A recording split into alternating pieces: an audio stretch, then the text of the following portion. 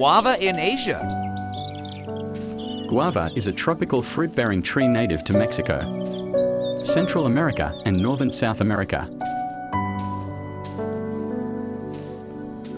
It is cultivated in many tropical and subtropical regions worldwide.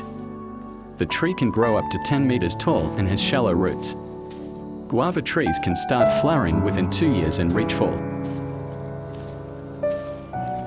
bearing after 5 to 8 years, living for about 40 years.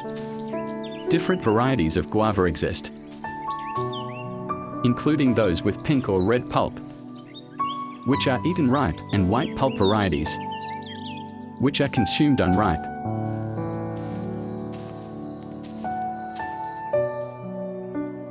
All parts of the guava tree, including the fruit, leaves, bark, and roots, have traditional medicinal uses.